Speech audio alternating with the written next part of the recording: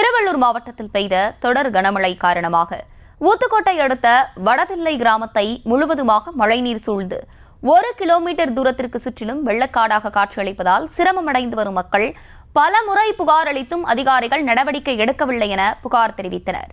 கூடுதல் விவரங்களோடு இணைகிறார் எம்முடைய செய்தியாளர் பிரபு. வணக்கம், விரிவான விவரங்கள்.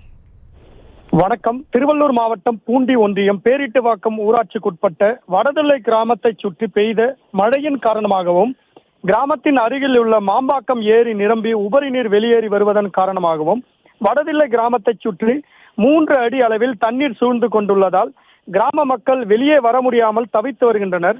மேலும் கிராமத்தில் வசிக்கும் 60க்கும் மேற்பட்ட குடும்பத்தைச் சார்ந்த மக்கள் வீட்டிலிருந்து வெளியே வர முடியாமல் வீட்டிற்குள்ளேயே முடங்கி கிடப்பதால் மருத்துவம் உள்ளிட்ட அத்தியாவசிய பணிகளுக்கு கூட வெளியே செல்ல முடியாமல் 4 தினங்களாக மக்கள் தவித்து வரும் நிலையில் இன்று மாவட்டத்தில் பள்ளிகள் மீண்டும் திறக்கப்பட்டதன் காரணமாக மாணவர்களும் சாலையில் உருண்டோடும் 3 அடிக்கும் மேலே நிற்கும் தண்ணீரில் ஆபத்தான முறையில் நடந்து செல்ல வேண்டிய அவல நிலை ஏற்பட்டுள்ளது.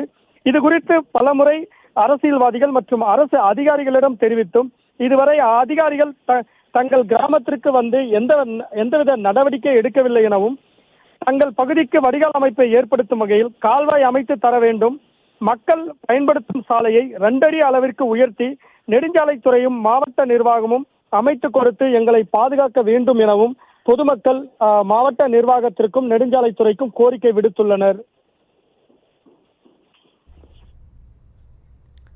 விவரங்களை வழங்கியமைக்கு நன்றி பிரபு.